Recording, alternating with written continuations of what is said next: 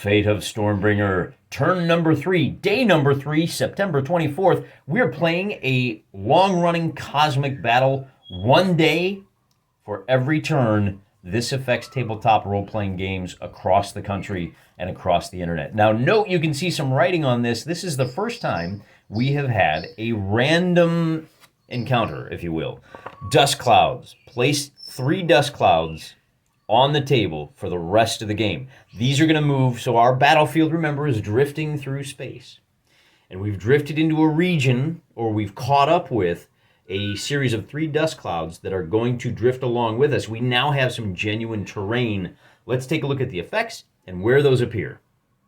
I have 3 dust clouds that we're going to put on the table. These are classed as rough ground. Movement is slowed by half unless you have the ranger or flying ability.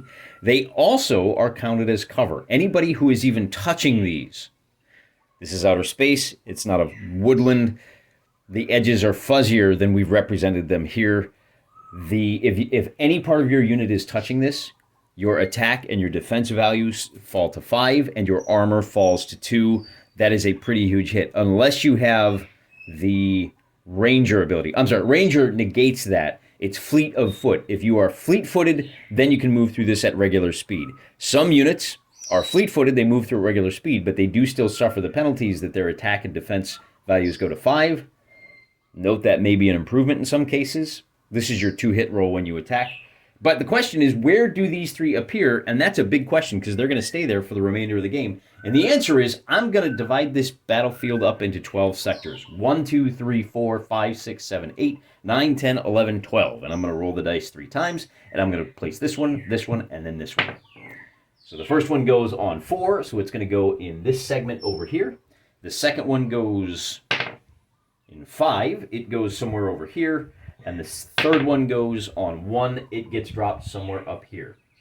Now, the question is exactly where do they go in those areas? And man, the hits just keep on coming.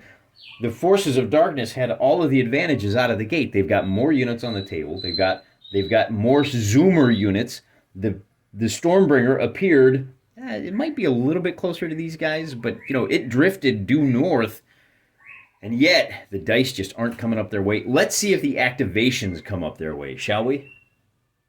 The Forces of Chaos are still fully committed to grabbing Stormbringer first and race back to within the safety.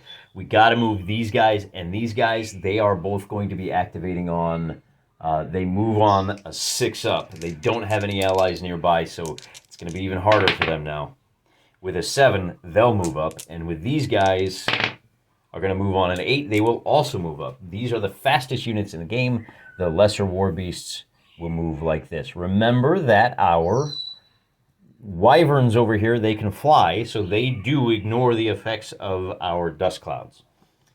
And we'll bring them up 6 inches as well. So we are going to be able to at least flood this zone, even if the Forces of Law are able to grab Stormbringer. Now let's take a look. Now we got to think about how to bring some more forces up into play behind them.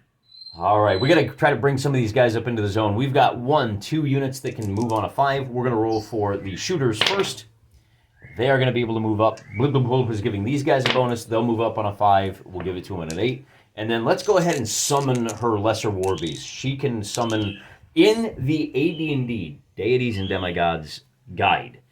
She has the ability to summon swarms of lobsters to her side. So she's going to take advantage of that right now. And on a 6-up, she does. So we have 1 more unit coming on the board. And it looks a little something like that. Remember, they move 6 inches per turn, so we may be able to get some more oomph over towards Stormbringer a little bit quicker. We do need to try to bring these guys out once again. Now, those are elite foot, and 8 is definitely going to do it thanks to... they didn't even need the +1 from the boss man. Now, they only move 3 inches, so we're going to bring them up through this little gap right here. And then the last guy, well, we're going to try to move him. He's classed as elite foot. He's going to move up 3 inches himself to here, so he can at least continue to give these guys a bonus. And then can we bring these guys around, or should we just bring them up through? It's going to take them forever. At 1.5 inches, how far across is this? It's going to take them 3 full turns to get across. I think we got to bring them over And with an 11, they're going to do that. So we're just going to slide them like this. And at least this way, they also benefit from the +1 for movement that their boss man can give. That is the end of the turn. Look at that. We had a full clean sweep on the part of the Forces of Chaos for the first time. No, we did not. We have one more guy. He has to move as well. And with a result of a 5, he is, well, let's see. Is he within, oh, so he is within 3 inches of his boss. But does this block line of sight? I think it does. So that being the case, the Greater Warbeast move on a 6. He is not going to be able to move. Let's take a look at how the Forces of Law respond. Here is Stormbringer. Here is our Greater Warbeasts. They are within 3 inches of Mandino, so the Greater Warbeasts will be moving on a 5 or better. Just barely. They are a total of 4 inches away. So they're going to be able to move up, grab Stormbringer, and fade back just 1 inch to there, and we'll put Stormbringer right on top of them. The Forces of Good have secured Stormbringer. That's going to be a problem for the Forces of Hell. Now, all they have to do is race off the table edge back there, but they have got some Zoomers in hot, what do you call it? Hot pursuit. That being the case, we're going to try to bring Mandino up to try and slow him down. Mandino activates on a 12. He's going to be able to move 3 inches. 1, 2, 3. We're going to not move the full 3 because we got to stay within 3 inches of these guys, so we give them a +1. They're going to activate on like a 4 or a 5 or something like that. And they're going to be able to move up 3 inches as well. So we are trying to run a screen on these guys. If these guys can get back, it's going to go really well. Meanwhile, we've got a unit of Light Horse. Light Riders, ooh, what do they move on? They move on a 5. So they're going to be able to move up 5 inches to about there. And then we're going to bring, let's take a look at this whole side of the battlefield, shall we?